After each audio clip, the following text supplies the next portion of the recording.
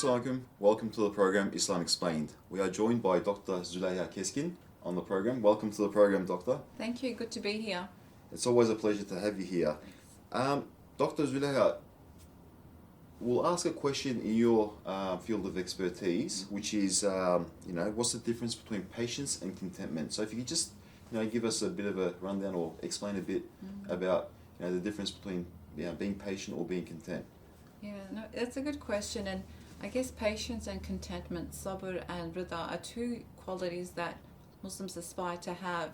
But before I go into those two, I just want to mention that there are usually four general ways to respond to a situation when we're confronted with a situation. One is complaint, one is patience, one is contentment, and one is thankfulness. So I guess the first one, complaint, is seen as, not good enough, or it's actually seen as forbidden because you're complaining about God's decree. So that's something that we're meant to stay away from.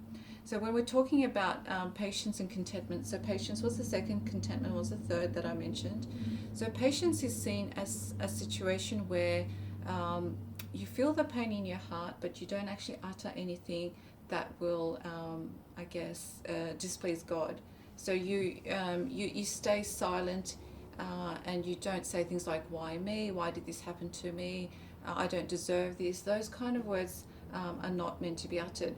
And this may seem easier said than done, but it's not, because at that moment when calamity strikes, there are a lot of emotions that are stirring. And there's actually an example where this, during our Prophet's time, where this woman was at the cemetery and she was weeping, and the Prophet advised her to be patient. And she said to him, go away, you haven't been through what I've been through. At that time, she didn't realize it was a prophet. But then when she realized later, she went up to him and she basically wanted to, apologize. And he said, patience is needed when calamity strikes. So it's really at that moment, when that painful situation that you're in, we have to be careful with what we utter. So that's what patience is. And contentment is, although it's generally seen as a higher level, it's basically where you don't feel the pain in your heart. So with patience, you feel the pain, but you don't utter anything negative. But with contentment, it doesn't actually cause you any pain, the situation that you're confronted with. So they're quite distinctly different. So should we ask for patience, or should we not ask for patience in our supplications in certain situations that we're faced with? The certain situations is a key part of asking for patience, because there is during the Prophet's time, Ali radiallahu anh actually asks for patience. And our Prophet, peace be upon him, says, be careful what you ask for. You should ask for good health. In other words, if you're asking for patience, it really means you need a calamity or a difficult situation to use that patience towards. So you don't want to sort of have this, I'm ready, challenge me with whatever comes my way.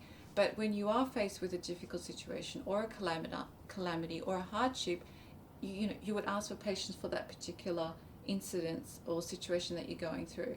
So it should be specifically asked for in a particular scenario, not as a general, give me patience, because it's almost like saying, bring it on kind of scenario, and you don't want that. That's right. And that's why one of the most common du'as, supplications that our Prophet, peace be upon him, made was, رَبَّنَا آتِنَا فِي الدُّنْيَا حَسَنَةً وَفِي الْآخِرَةِ حَسَنَةً وَقِنَا عَذَابَ النَّارِ.